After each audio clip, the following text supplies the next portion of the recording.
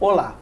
Um escritor conquistar o leitor com o seu livro requer uma série de estratégias que a gente vai abordar aqui. 25 motivos que fazem o leitor abandonar seu livro. A gente volta em 20 segundos.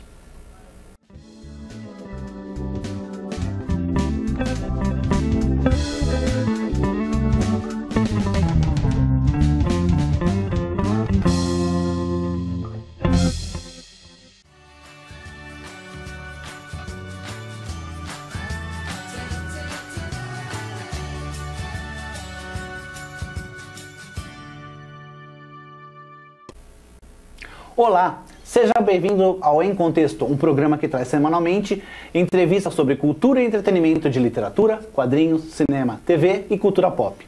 E antes de apresentar o meu convidado, eu gostaria de agradecer ao pessoal do Estúdio Geek que me mandou essa camiseta aqui, legal, olha, do Team Stark, aqui, beleza, né, do Team Stark, do Guerra Civil, só que eu tenho que dizer para vocês que eu sou do time do Capitão América, mas ganhei essa camiseta, eu vou usar essa aqui também, mas tudo bem. Se você não conhece o Estúdio Geek, vai conhecer agora. Pode soltar o vídeo. O Estúdio Geek é um conceito de qualidade em produtos nerds. Todos os itens vendidos em suas lojas físicas e em sua loja virtual são criados em parceria com grandes marcas e estúdios internacionais. O resultado são produtos de alto padrão licenciados oficialmente. Acesse estudiogeek.com.br e conheça esse conceito. O meu convidado está revoltado aqui porque ele acha que o Capitão América é um bundão, que ele prefere o Team Stark, que é o... Hashtag Team Stark. Ricardo Ragazzo, tudo bem? Ragazzo. Tudo bom? Como por que você, rapidinho, por que você prefere o Capitão América não? O Tony Porque Stark? eu acho o Tony Stark um personagem muito mais interessante e eu acredito que os heróis tenho que se registrar. Tá bom, então na próxima entrevista que eu gravar, vou gravar com a do Capitão América em sua homenagem. Tá bom, mas eu tenho também do Capitão América. Só que entre os dois, na Guerra Civil, eu apoio o Homem de Ferro. Beleza. Gente, olha só. Eu já trouxe aqui o Ricardo Ragazzo, eu vou falar pouco dele aqui agora, porque já tem uma entrevista. Entra lá no site do Em Contexto, no canal do Em Contexto, e assista a entrevista dele. Lá nós falamos sobre mercado internacional, falamos sobre vários macetes, várias dicas, coisas de bastidores do livro, de como lidar com uma grande editora, que é no caso a Editora Planeta. Ele é autor do livro, esse aqui, ó, Cidade Banida. Tá vendo? Cidade Banida, A Garota das Cicatrizes de Fogo. Uma duologia. Duologia, né? Duologia Cidade Banida, que vai sair o próximo ano que vem, né? 2017. A Garota das Cicatrizes de Fogo e 72 Horas para Morrer. Mas hoje a gente veio falar sobre 25 motivos que você, na verdade, elencou esses 25 motivos que fazem o leitor abandonar o livro. Rapidamente, por que você fez esse elenco de tópicos? Quando eu comecei a escrever, eu fui muito atrás de técnicas, né, que pudessem me ajudar a escrever, porque no começo eu tive muita dificuldade.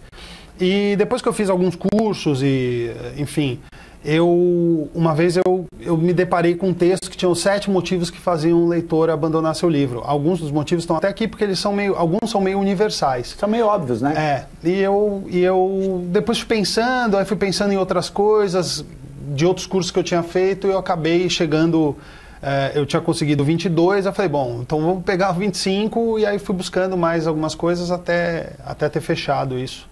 Os 25 motivos fazem o leitor largar seu livro. A maioria são universais e outros são opiniões minhas, assim mesmo. Legal, então vamos começar agora. Pode soltar aí, vamos lá, vamos ver. Qual que é o primeiro motivo que faz o leitor... 25 motivos que fazem o leitor largar seu livro ou aprendendo como não fazer, né? Primeiro na melhor das hipóteses, te dou um capítulo, na pior uma página. O que é isso? Isso fala sobre inícios impactantes. Ainda mais hoje em dia aqui na internet. A Amazon, os e-books estão começando a vender mais e você tem aquele sample, né? Quando você vai comprar o livro, você tem aquelas páginas iniciais que você vai dar uma lidinha e tal. E como a Amazon oferece, você tem muitos autores que você nunca ouviu na vida, de repente o leitor não te conhece e ele te dá essa oportunidade de ler o começo do teu livro. E se você tem um início impactante, a chance de você agarrar esse leitor é muito maior do que se você tiver um início morno, né? Entendi. Entendi. Agora, o que acontece ali também é que as pessoas, se elas pegam nessa primeira página e você, leitor, você, escritor, não conquista, a pessoa nem termina de ler, né? Exatamente. Exatamente.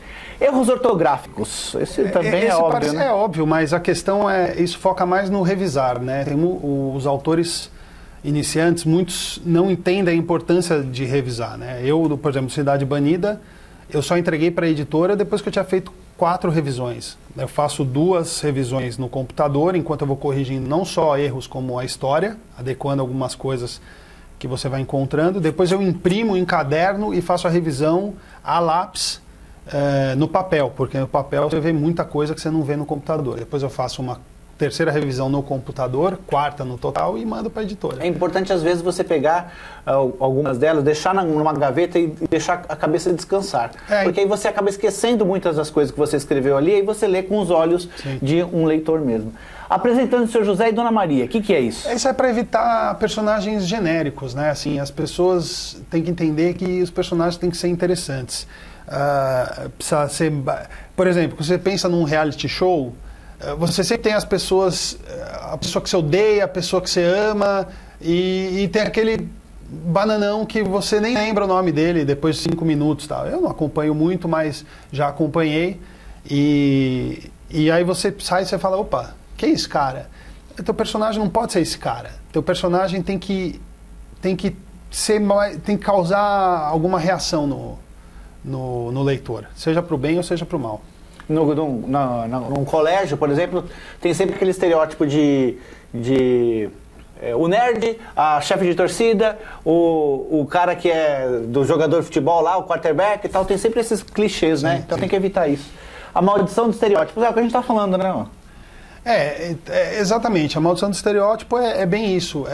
Você pega o quarterback, se apaixona pela cheerleader, só que eles são pessoas assim. Um que joga futebol americano e a cheerleader que é bonitona. De repente, se você jogar alguma coisa a mais, uma pimenta, né? Se de repente esse quarterback começa a usar droga e a menina, sei lá...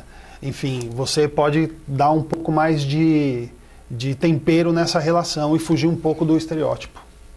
Por exemplo, o Al Pacino era um cara, o Perfume de Mulher tem um personagem perfeito, um cego que é um ex-militar e que vai dançar tango. Aquela cena do tango é inesquecível. Tire seus personagens da fossa séptica. O que é isso? Então, a questão da fossa séptica é o seguinte, foi até um erro que eu cometi no meu primeiro livro. Eu precisava que a minha personagem, determinada personagem, tivesse algumas reações ao longo da história para que eu justificasse algo que ela ia fazer no fim. Só que eu errei a mão e de repente ela ficou muito insuportável. Como se ela tivesse caído numa fossa, levantada e ninguém consegue ficar perto dela. Então, no caso aqui, o exemplo do House, o House é um cara chato. Mas ele é carismático. Mas ele é carismático. Então é isso que tem que se evitar esse tipo de coisa. Alguém chato que não tenha nenhum momento em que você veja o outro lado. E esse Quixoxo ou Quixoxu? Isso fala das narrativas instigantes. Um livro xoxo é um livro ruim. Então eu brinquei, o Quixoxo seria, quando você vai fazer uma narrativa, ela tem que ser ou quiabo, que é uma coisa muito chata, muito ruim, ou chocolate, que é uma coisa muito gostosa. Ela não pode ser chuchu. Se ela for chuchu, ninguém vai lembrar. Então, por exemplo, o Chuck Palahniuk escreveu um conto chamado Guts, que quando ele ia em alguns encontros, ele lia esse conto e sempre tinha alguém na plateia que passava mal, desmaiava, porque a narrativa causava tantas sensações. Claro que a pessoa que vomitou, desmaiou, porque ouviu, não vai querer ler o cara, mas ela vai comentar isso e a outra pessoa pode ficar instigada por conta disso.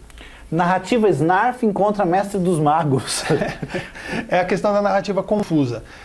Quem é mais antigo sabe que o Snarf é um negócio que você não consegue definir. Você pode ver aí na foto. O que é o Snarf? Ninguém consegue. É um gato, é um ornitorrinco. É um gato de estimação de um monte de gatos. É um ornitorrinco peludo, não sei, né? Então, e o Mestre dos Magos é aquele cara que chega sempre para ajudar, mas vem com umas filosofias que ninguém entende e no fim não ajuda nada. Eles foram personagens pensados dessa forma. Essas são características dele e isso é respeitado, tanto que fizeram sucesso e tal. Mas a tua narrativa tem que ser clara. Ela não pode ser um encontro de Snarf com o Mestre dos Magos, porque senão as pessoas, quando lerem esse livro, vão ficar completamente perdidas. Vão ficar confusas, ninguém vai entender nada. A próxima qual que é? Deixa eu ver. Os parágrafos paralelepípedos. Esse é bem polêmico. Uma vez eu coloquei essas regras num grupo de discussão e essa foi bastante polêmica. Por quê? A galera da alta literatura gosta de coisas densas, assim. Normalmente, você vê, o professor Saramago não tem parágrafo, é uma pontuação, você começa, é tudo igual. E eu adoro. Mas eu estou falando de literatura de entretenimento e eu acho que você precisa dar uma variada. Normalmente, quem faz isso não tem muito domínio, está mais enchendo linguiça do que dando conteúdo, né? Então, o melhor, principalmente se você está começando, é evitar esses parágrafos muito grandes e você não precisa de uma meia página para descrever o berço de um bebê, né? Então, dá para você ser um pouco mais... Usava-se isso na literatura brasileira lá, José de Alencar. Lá atrás. Conheça a Dona Fifi. Outro erro comum nos iniciantes, assim, em determinados momentos a pessoa fica muito, ela fica muito ansiosa para contar alguma coisa da história. Então o personagem fala mais do que a boca e entrega coisas que poderiam ser tesouros lá na frente, né? Então você pega algo que tinha um potencial enorme e você cospe de uma hora para outra no meio da história e aquilo perde aquela relevância futura. São os personagens meio Dona Fifi, né? São meio fofoqueiros, falam mais do que a boca. Então a gente tem que saber a hora de introduzir determinadas coisas na história. Tem que ser muito bem pensado, né? O próximo é... Deixa eu ver... A gente ficou com medo de não dar... Pulando o Grand Canyon. Então, a questão do Grand Canyon, eu vejo assim... Quem olha essa foto e viu Thelma e Louise entende o que está acontecendo, né, nessa foto. Isso tem lógica. Agora imagina que você tem uma história que um personagem chega no Grand Canyon e ele, por algum motivo, precisa ir até o outro lado. E, de repente, você escreve que ele está lá do outro lado. E a pessoa fala, mas como assim? Como é que ele chegou lá? Então, você não pode ter momentos sem lógica na tua história. A pessoa precisa ver lógica em tudo. Porque se ela achar que determinada coisa aconteceu de forma estranha, você perde o leitor também. Porque ele não vai acreditar em nada que você quiser passar para ele. A não ser que seu personagem se teletransporte. Aí, se ele Mas mesmo assim, dentro da própria ficção, existem regras e existem coisas que fazem sentido. O efeito espelho quebrado. Esse, para mim, é um dos meus favoritos. Assim, muitas vezes as pessoas... uma história tem um arco principal e tem tramas paralelas, né, que vão acontecendo à medida que o personagem vai fazendo essa jornada em busca do objetivo dele. E em determinados livros, assim, você vê que a galera meio que se perde nessas tramas paralelas. Elas colocam coisas que não têm muito a ver com a trama principal e não acrescentam nada nem para o personagem, nem para a trama. E a impressão que dá é que é um espelho que caiu, quebrou e a pessoa fica colando, assim, e você consegue ver o seu reflexo, só que ele está todo quebrado. É diferente de um espelho em que está tudo, né, uniforme, tá tudo bonito. Então a gente tem que evitar um pouco isso. Arroz, feijão e estrogonofe? Arroz, feijão e estrogonofe, a gente fala... A trama, ela tem que ter uma consistência, né? Então, quando você escreve, você tem personagem, você tem a voz do personagem, você tem cenário, você tem os diálogos. Se você está escrevendo sobre um personagem do gueto, da periferia, a não ser que você explique que ele tem um background de estudo, etc e tal, fica difícil você não escrever, ele não falar gírias ou ele ser uma pessoa que não cometa erros, né? Então você vai falar de um traficante que vai chegar por obséquio, fica estranho, né? Então a gente tem que tomar cuidado, porque às vezes arroz e feijão é bom, o estrogonofe é muito bom, mas se você misturar os dois, perde um pouco o sentido. Então a trama tem que ter consistência entre todos esses pontos. Tá, certo. E Pegadas na Neve? Pegadas na Neve basicamente é ser original, né? Muitos autores quando começam se espelham muito em um determinado autor, ídolo, assim, e não percebem que estão basicamente pisando nas pegadas, né, que o cara deixou. Eles estão fazendo a coisa, eles acham que estão fazendo diferente, mas eles estão fazendo igual. Aí, não adianta hoje você querer escrever uma história sobre um bruxinho com uma cicatriz na testa, porque as pessoas já vão automaticamente lembrar do Harry Potter. Então, você tem que... existe uma frase que diz, os leitores querem algo semelhante a, mas diferente de. Então, quem quer vampiro, tem algumas coisas que essa pessoa quer no livro de vampiro, mas você tem que apresentar algumas coisas diferentes também. Entendi. Bom, a gente vai fazer uma pausa aqui para um rápido intervalo e daqui a pouco a gente volta. Pode soltar. Se você escreve contos, crônicas ou poemas, você precisa participar das coletâneas literárias da Andrus Editora. Acesse www.andrus.com.br e envie seus textos. Pessoal, nós recebemos alguns livros para o Galeria do Em Contexto. Dá só uma olhadinha aí.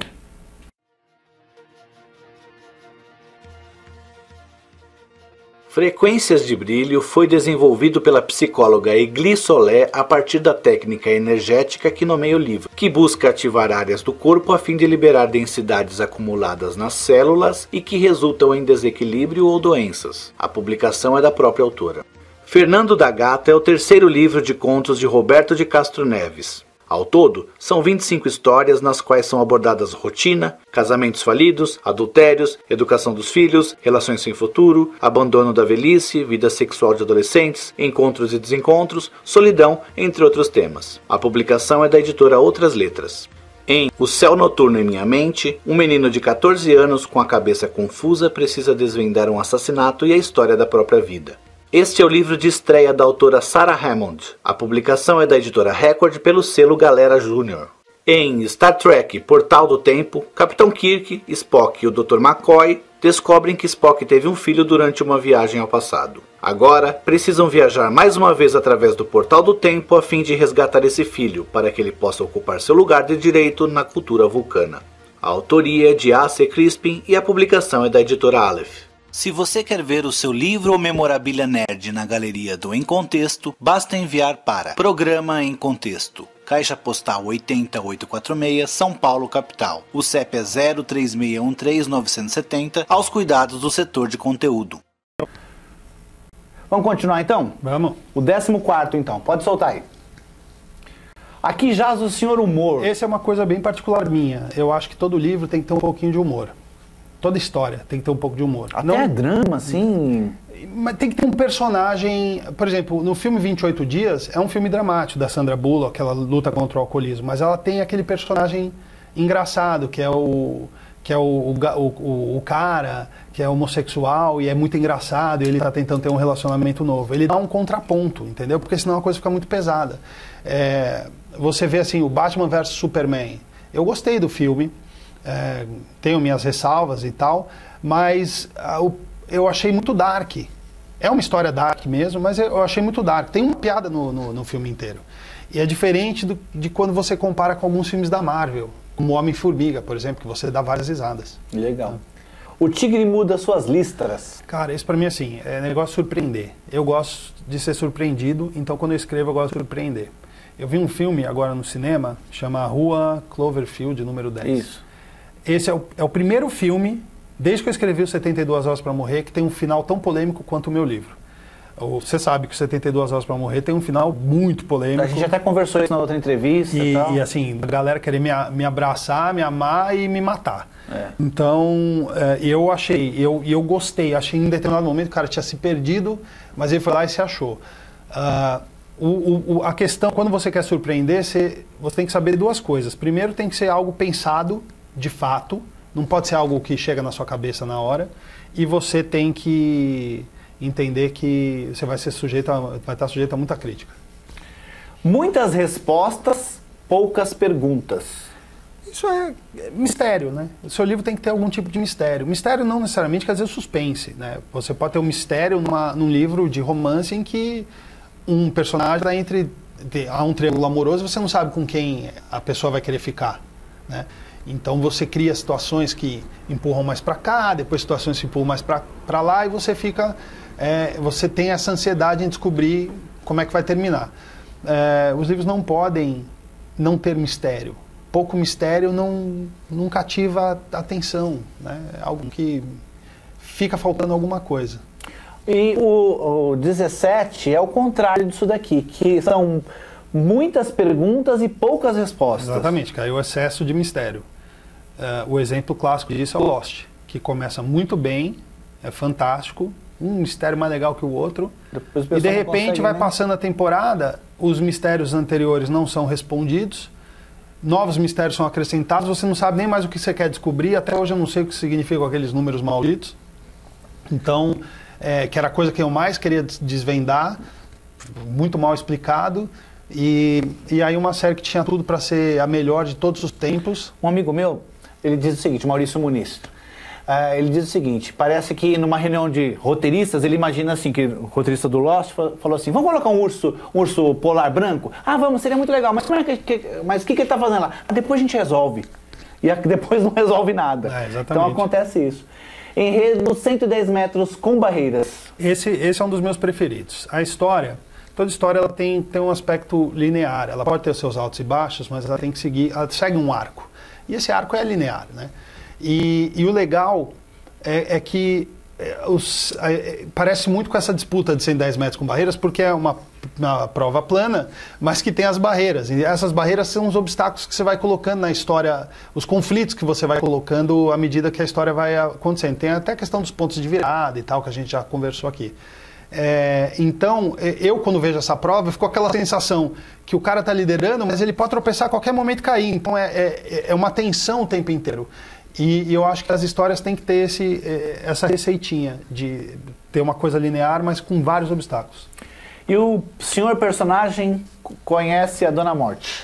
Isso é porque eu usei a morte como exemplo, porque os meus primeiros livros, eles têm bastante morte, né, os dois primeiros. E na verdade isso fala sobre adicionar um elemento de tensão na trama. Ele pode ser um triângulo amoroso, por exemplo, né? Uma pessoa uma terceira parte que chega para mexer num relacionamento. Eu usei a morte como um exemplo por conta disso. Quando você usa a morte, ou qualquer um desses elementos de tensão, eles têm que ter uma razão para estar lá. Você pegar e colocar uma amante num livro, só para ter uma amante, pode quebrar uma coisa que você já tinha com aquele personagem, entendeu? Entendi. Tem que ter uma razão. A Bênção da Emoção. Os livros, as histórias estão aí para emocionar a gente. A emoção, ela nos conecta, né? A gente... por que a gente, quando a pessoa pergunta como é que foi o nosso dia, a gente não fala, eu acordei, 2, eu fui ao banheiro, 3, eu tomei café? Você só fala as partes emocionantes, as relevantes. E você conta de uma forma que tente buscar determinada emoção na pessoa. Então, se você quer que ela ria, você conta de uma forma mais caricata. Você quer que ela assim, da tua dor, você fala, cara, você fala de um outro jeito. Então, assim, a gente busca sempre a emoção do outro. E o livro tem que ter emoção. Sem a emoção é o alicerce da história. É o que você busca, o escritor tem que ser o manipulador de emoções. Legal. Histórias fila do INSS. Aí é a questão da ação. Se a emoção é o alicerce da história, a ação é o que te move, é o que move a história para frente. Se você não tiver ação, e ação não significa o cara pular de um prédio para o outro, ação mesmo, assim, o cara ir aqui e terminar um relacionamento é uma ação, né? Se você não tiver isso na sua história, fica parecendo um livro sobre uma fila do INSS, assim, todo mundo meio parado. A grande emoção é o cara... o cara que reclamou... andou um passo, alguma coisa aconteceu. Então, assim, histórias chatas, que ninguém quer saber. Então, você precisa da ação, o personagem tem que agir para levar a história à frente. Legal. O 22 é o ponto de vista bêbado. Esse é universal. Ponto de vista é a coisa mais importante... uma das coisas mais importantes assim em termos de técnica para escrever. Você não pode mudar de ponto de vista numa cena, você não pode começar com um personagem falando em terceira pessoa e ele passar para a primeira pessoa. O leitor não pode em nenhum momento pensar, mas quem que está falando agora? Foi a Laura que beijou o Miguel ou foi o Miguel que beijou a Laura? Porque assim, são personagens diferentes, então a forma com que você escreveria seria diferente. Como é que o homem pensa quando ele beija a mulher pela primeira vez, o que a mulher pensa quando beija o homem a primeira vez. Então, você começou com um ponto de vista, segue com ele até o fim naquela cena. Você só pode fazer esse tipo de coisa se o personagem, por exemplo, foi um louco na frente do espelho. Aí, sim, aí sim, outra claro, coisa. mas é diferente. Surra de rosas. Isso vai muito tem muito autor que tem dó dos personagens, né? Então eles vão criar conflitos, eles criam coisas assim muito banais, né? E que o leitor fica com essa impressão que isso era facilmente resolvido. E aí não cria essa angústia, né, do cara ele já olha e fala, meu, isso aí o cara faz fácil. Ou ao mesmo tempo você não pode criar o contraponto, que é uma situação tão difícil que você precisa, o cara que está amarrado lá vai levar a facada, cai um raio e bem na corda ele se solta e, entendeu? A Deus Ex Machina. Então o Surra de Rosas é você saber criar o conflito pertinente àquele personagem. Não pode ter dó do personagem não, também, não né? pode. Se você tiver, fica muito complicado, não, né? Não. Stand-up em velório. Stand-up em velório, isso fala do público-alvo, né? Se você for fazer um stand-up em velório, dificilmente você vai arranjar vai conseguir muitas risadas, por melhor que você seja, porque você está no lugar errado. E quando você vai escrever um livro, o Cidade Banida é um livro que eu pensei, ele serve para qualquer idade, mas eu gostaria, assim, meu público principal são os adolescentes, especialmente as meninas. Eu fiz uma protagonista de 15 anos. Por quê? Porque 15 anos é uma idade em que há um divisor de águas na vida das meninas, né? Então eu queria que elas percebessem isso numa outra realidade. Então isso daí é o quê? É conhecer o seu público e escrever para o seu público. Escrever para ele e saber divulgar para ele também. Agora o último é o melhor. O livro é simplesmente ruim. Então, isso não quer dizer que o autor é ruim, né? Que o autor seja ruim. Isso quer dizer que aquele livro não está pronto para ser publicado. E eu, por exemplo, eu tentei 3 vezes escrever e eu não consegui nem terminar. Não consegui nem terminar um livro que eu considerasse ruim. Porque eu desistia no meio do caminho, de tão ruim que era. Depois eu fui aprender algumas técnicas e consegui melhorar. Às vezes, escrever um livro serve apenas para você adquirir experiência, porque o próximo pode ser o grande livro. Entendeu? O livro que você vai publicar. Tem que tomar cuidado com o livro que você vai apresentar logo de cara, porque ele vai dizer muito sobre você. Eu falei uma coisa, desculpa te cortar, até você estava lá e você concordou comigo naquele Livros em Pauta, que eu falei para os autores, para vários autores, eu falei o seguinte, que às vezes o cara... Ele quer ser escritor, ele quer lançar um livro, só que ele quer lançar logo uma trilogia e tal, aqueles livros grossos e tal, e às vezes o que você precisa é aprender a escrever, e quando fala aprender, é aprender com experiência, esse tipo de coisa, porque não adianta você querer logo no seu primeiro livro já se tornar o maior escritor da atualidade.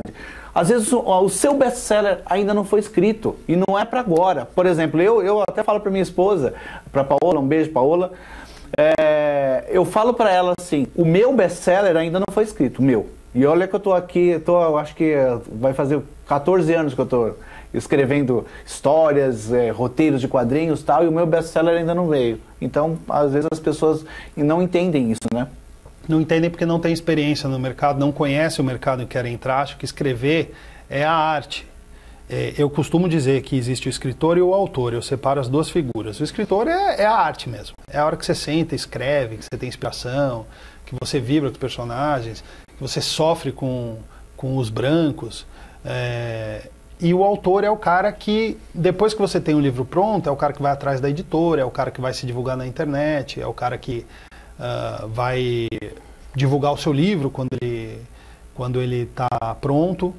E as pessoas, por não conhecerem o mercado, acham que mas eu pensei numa história, são 5 livros, vai ser sensacional. Quem vai apostar em 5 livros seus? Quer dizer, você tem que tomar cuidado. Melhor você começar, publica um livro, depois publica outro livro. Eu tenho uma trilogia, uma ideia de uma trilogia que eu quero escrever. Eu só vou publicar essa trilogia quando eu tiver, assim, Gazo, sabe? Quando que vai sair? Eu quero saber quando é que vai sair o próximo livro. Porque aí é uma garantia que você tem de que todo o processo vai ser finalizado. O Cidade Banida, ele virou 2 livros, não era para ser 2 livros. Cidade Banida é esse aqui, vou mostrar de novo a capa porque eu acho essa capa muito bonita, vê se dá pra ver aqui, ó. Deu pra ver? Deu. É, tá bonito, muito bonito essa capa. Ele ia ficar muito grande. E aí, entendendo o mercado, eu não posso ter um livro de 55, 60 reais, né? Quem vai comprar? Então eu achei um ponto de corte na história que fechava um arco e mantinha ainda o principal. E aí eu parti agora para escrever o Cidade Soberana, né? Legal. Ô Ragazzo, esses 25 motivos que você desenvolveu aí, como você explicou, foi por experiência, você leu bastante e tal, mas você também fez coaching também. Então você fez uma espécie de tete-a-tete com alguém mais experiente e tal. Você fez um coaching. E hoje você mudou de lado. Hoje, em vez do aprendiz, você é o mestre do coaching ali também. Como é que é isso? Como é que é essa história? O que a pessoa aprende nesse coaching com você? Na verdade, eu tô fazendo um curso, porque eu vejo que os cursos hoje em dia de literatura são muito voltados às técnicas em si, né? Ponto de vista, ponto de observação, enfim. E eu queria fazer algo diferente, que tivesse isso também, né? Um pouco disso, mas que ajudasse a pessoa, de repente, a sair daquele curso com uma história na cabeça. Então, eu com um amigo meu, nós desenvolvemos um baralho de storytelling e a partir disso eu fiz uma formação em coaching mesmo, agora eu fiz em Vitória e eu conheci ferramentas no coaching que eu poderia aplicar durante o meu curso, tanto para ajudar a criar personagens, como para o próprio escritor entender o que realmente ele quer, né? Quais são as expectativas de fato com a literatura. Porque você também faria uma viagem interna para entender o porquê que você quer escrever um livro. A maioria das pessoas que eu conheço desistem ao longo do tempo, porque realmente eles querem, mas não querem. Querem peronomútil, né? Quer trabalho, né? Quer se tudo for... Se tudo convergir, né? Então, ele manda o primeiro original para a primeira grande editora. Leva um não e... Não, aí já quer ser, aí já vai levar um sim, já vai ser tratado... É isso que ele sonha. E a verdade, assim, você tem que ralar demais. E é um negócio que dá pouco dinheiro, então você tem que fazer por gostar. Você é um escritor que gosta de escrever? Do momento da escrita? Eu tenho momentos que eu amo e momentos que eu odeio, que eu sofro. Eu tô, por exemplo, a gente já conversou sobre isso, né? Eu não acredito muito no escritor. Escrever é um amor, é uma paixão. Assim. Todo mundo sofre. Todo mundo sofre. Eu admiro alguns escritores que escrevem muito rápido e produzem coisas com qualidade. Porque às vezes escrever rápido não quer dizer que escrever bem, né? E esses são caras que eu tento me espelhar. Mas eu sofro, para mim é um processo sofrido, assim, várias vezes. Para mim também. Eu já cheguei a falar com você que para mim eu comparo com uma casa, né? Na construção de uma casa. Quem é que gosta daquela bagunça, aquele cheiro de tinta, cheiro de cimento, pó? Ninguém gosta disso. Não. O que o pessoal gosta é a casa pronta, fala assim, olha essa casa, que coisa bonita aqui. Eu quis desenvolver essa parte assim. É isso que eu gosto da minha história pronta. Agora, quando aquele processo é doloroso, às vezes você sofre com o personagem, eu acho isso um saco. Eu não gosto de escrever, eu gosto de ter a minha obra escrita. Então, eu sou eu não sou tão radical. Eu gosto de escrever, mas eu tenho vários momentos em que escrever para mim é uma coisa difícil. E eu penso, era bem mais fácil se eu não escrevesse. Hoje eu estou atravessando um momento desse, porque eu estou fazendo o coaching, fiz a formação em coaching e minha cabeça mudou em várias coisas. Então, eu tô numa história que eu não posso mudar de uma hora para outra. Então eu tenho que ficar nessa história. Só que enquanto eu estou nessa história, eu já estou com outra na cabeça para eu escrever. E isso está me atrapalhando um pouco. Mas é gostoso, né?